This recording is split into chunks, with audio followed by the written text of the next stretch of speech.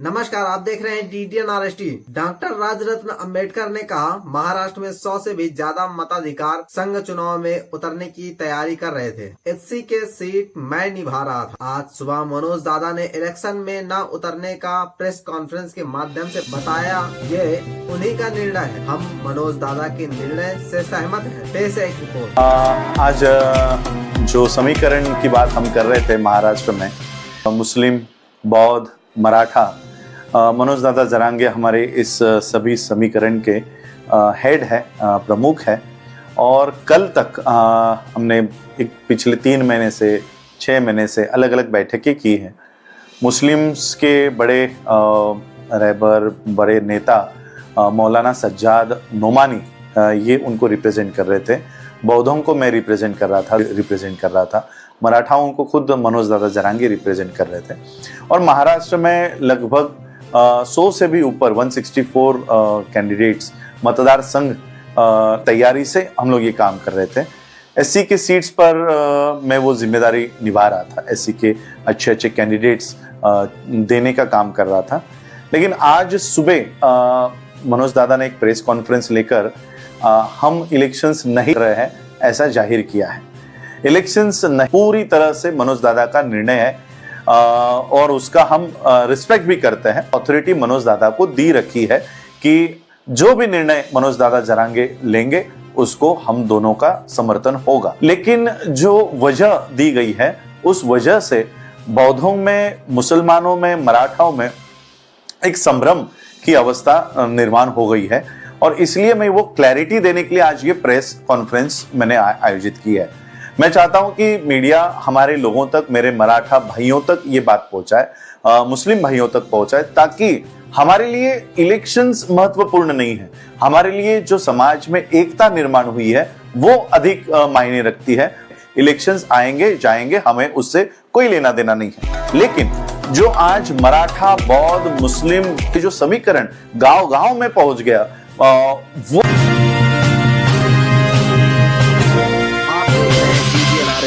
आज बहुत लोग मराठा मुझे फोन करके ये पूछ रहे हैं कि आपने लिस्ट क्यों नहीं दी, क्योंकि ये सारे समीकरण में मुस्लिम्स के भी कैंडिडेट मौलाना सज्जाद नोमानी जी के तरफ से आने वाले थे, मेरे कुछ कैंडिडेट्स मेरी तरफ से आने वाले थे, और मनोज दादा के उनके खुद के तो कैंडिडेट्स थे ही।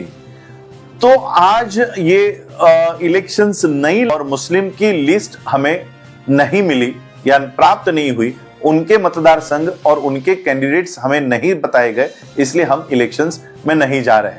तो ये क्लैरिटी मैं मेरे मराठा बांधवों को और मेरे मुस्लिम समाज के लोगों को और भारत के, महाराष्ट्र के सभी लोगों को देना चाहता हूं कि ये वजह नहीं है। लिस्ट बहुत पहले से ही ट्रांसफर्स, शेयर्स हो गई थी। एक दूसरे के सभी कैंडिडेट्स पता थे, किस किस जगह पर कैंडिडेट्स बदलने चाहिए उसके ऊपर भी चर्चा हो गई थी। तो आज जो संभ्रम मराठाओं में हुआ है कि आप लोगों ने लिस्ट नहीं दी, इसलिए आज हमारे इलेक्शंस हम लोग, तो मैं उन सबको ये बताना चाहूंगा कि लिस्ट हमने पहले से ही दे रखी थी। मुसलमानों की भी लिस्ट, मुस्लिम समाज की लिस्ट, बौद्ध समाज की लिस्ट, ये पहले से ही एक्सचेंज हो चुकी थी। ये लिस्ट अभी भी मेरे हाथों में है। ये लिस्ट सारी हमने दे रखी है।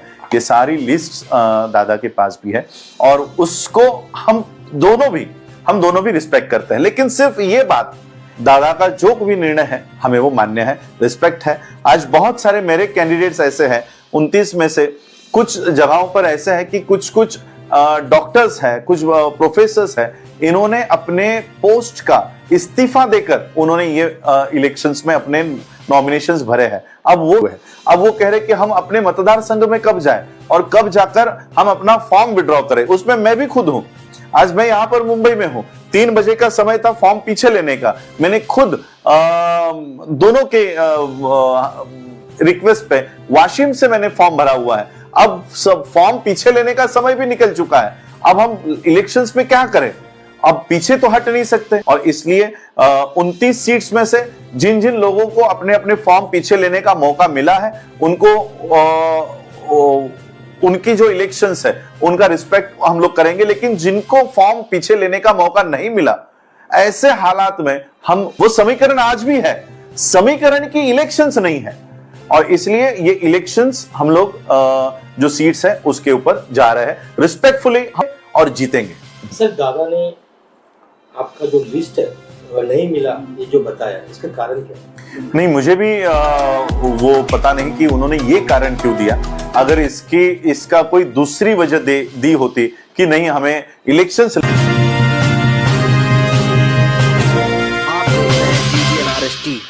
हमने पूछा भी नहीं होता।